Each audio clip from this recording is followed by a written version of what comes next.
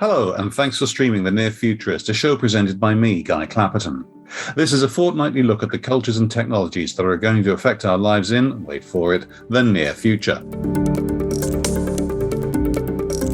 Like all great podcasters, I never use a cliche, but look, what is this Great Resignation thing all about? I was media training in someone's office the other day, and they were telling me their clients had massive staff turnover. They were all but replacing the marketing department by themselves when their actual job was PR. So if you're a manager, or indeed an employer, what's bringing about this huge change, and what can we do about it? Now, to discuss this, my guest is a human resources specialist with experience at Diageo, Burberry, and the Go Ahead Group, as well as being a fellow of the Sutton Trust and a trustee of the Vodafone Foundation. There is a clue to her current employer in that last name. As you can imagine, a lot of her tasks at the moment are around retaining colleagues and ensuring the Great Resignation is a little less great for her current company. She's Chief HR Officer at the Vodafone Group, and her name is Leanne Wood. Leanne, welcome. Thank you. Great to be here. Excellent. Well, so let's start with the basics. Is the Great Resignation really happening, or is it media hype? Well, that is a great question. I think the answer might be it's happening in part. So during the pandemic, we saw a lot less attrition from our workforce. I think understandably, people weren't looking for new jobs at that point. They were concentrating on what was going on all around them. And then as things improved through the course of last year, people did start to think again about, is this where I want to be? Is it time to make a move? And so we did see an increase in attrition, but actually not more than we had before the pandemic. In fact, still less than we had before the pandemic. I do think there are particular hotspots of skills that are pretty scarce and everybody's looking for similar things. And in some areas, you do see a lot more resignations because people have more opportunities. But I don't think at the moment we would say that we're seeing any more resignations than we would have done before the pandemic. Okay, now obviously I want to broaden this discussion away from just the one company, but has Vodafone been hit by it at all? We haven't seen increased attrition beyond what we had before the pandemic, and not at a level that has been concerning us at the moment, but we're certainly not complacent. And there are skill areas where we do see, particularly specialized skills, where we do see people looking to move a little bit more. And so we're very focused on making sure that we can also show what Vodafone can offer and continue to encourage people to stay with us and grow and develop their careers with us. Okay, now you mentioned that there were patches where the Great Resignation, so-called, appears to be real, and patches where it's not. In those patches where there is something going on, what do you think it is that's driving people? I think it's a combination of what's happening in the job market and the skills that companies are looking for. And where there are skills, for example, software engineers, continue to be highly sought after. Companies are in a very competitive market. And so as well as offering, great packages, they have to think about everything else that they offer, great career development, great training.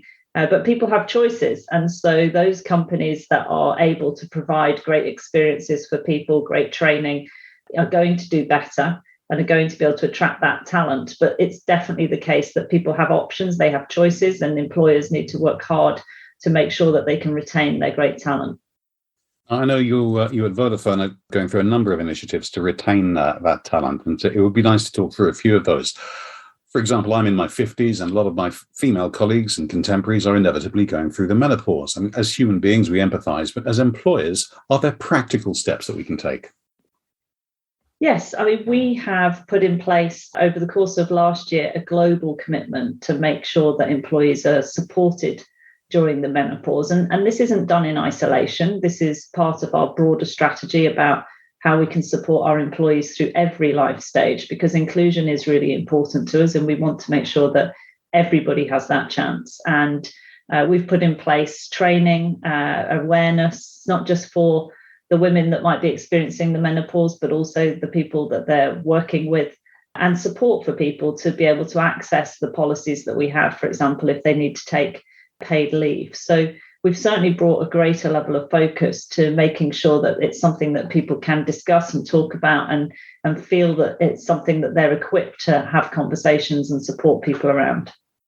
Okay, I understand you've made a resource available to other employers on the web. Could you talk through what that is exactly, and also why you've made it available to other people? Yes, well, this is something that I really believe in, that, we may compete for talent, but actually as employers, there's a lot that we can do together.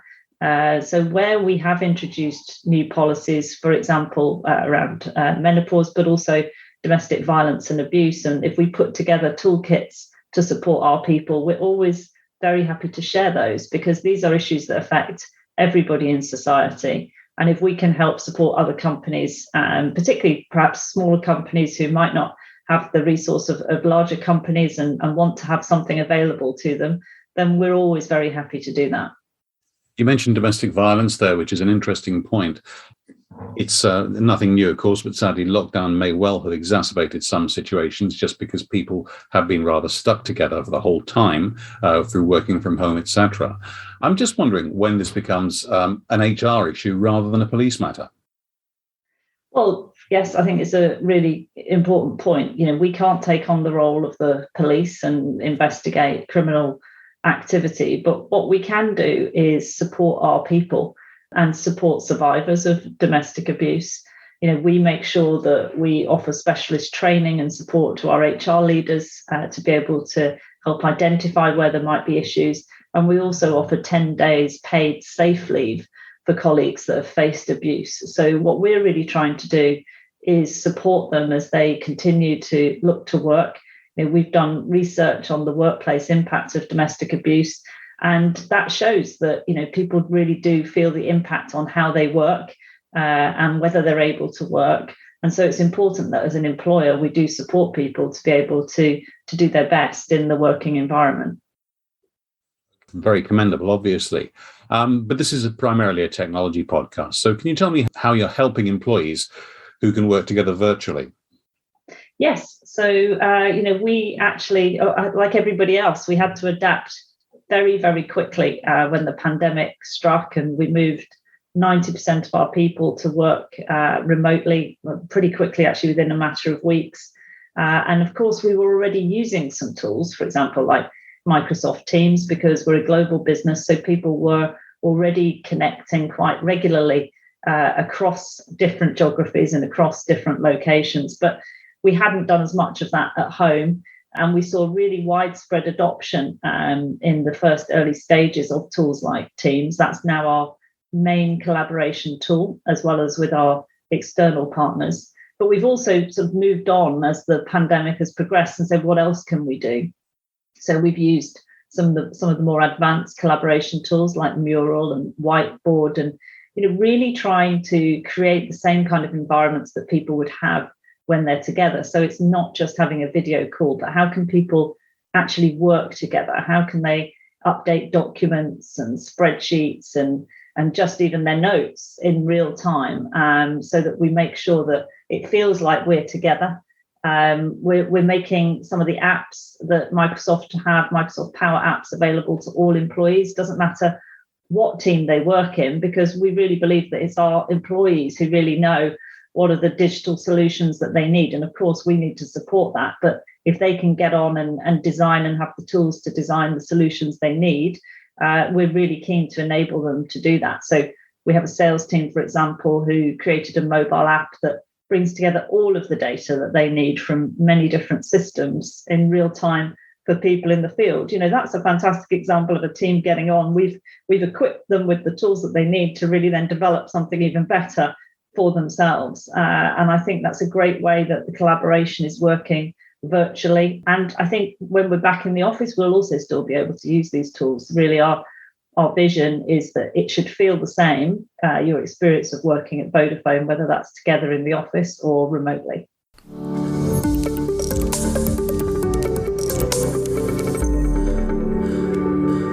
Do you want to sound as confident as my interviewee in this episode? If you talk to the press or other media, are you worried you'll be misquoted, or they'll just publish their story and not yours? Clapperton Media Associates can help with coaching. Drop me a note, guy@clapperton.co.uk, and we'll arrange a time for an exploratory call. Now, back to the podcast.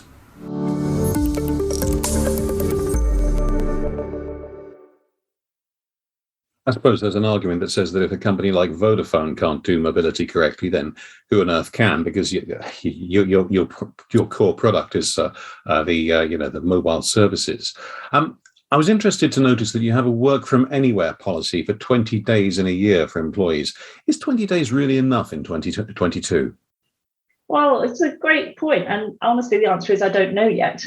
So, we introduced this policy last year, late last year. It was really well received by employees, gave them the flexibility to think, for example, if they're working in one country and they've got family in another, they can perhaps, work as well as then take some annual leave and find a bit more time to be with family as well as continue to work with us. So it's been really well received so far. And really, like all our policies, we will look at it and see the feedback and review it and then see what we do. It was really important for us to be able to say, this is something that you can expect to do at Vodafone. We want to learn from it, and then we'll continue to see what we need to do to progress. I think starting small makes a lot of sense, although we did all sort of start in an enforced way, because of the pandemic. But I think if you're going to grab a hold of it, then starting small does make a lot of sense.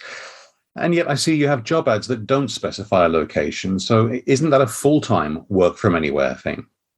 We do have a number of roles now that can be worked fully remotely. So we've put in place a remote hiring policy. And we've been clear where we think there are roles that can be done 100% remote. And some of them are roles that we wouldn't have thought that was possible a couple of years ago. So some of our call center teams, for example, now work 100% remotely.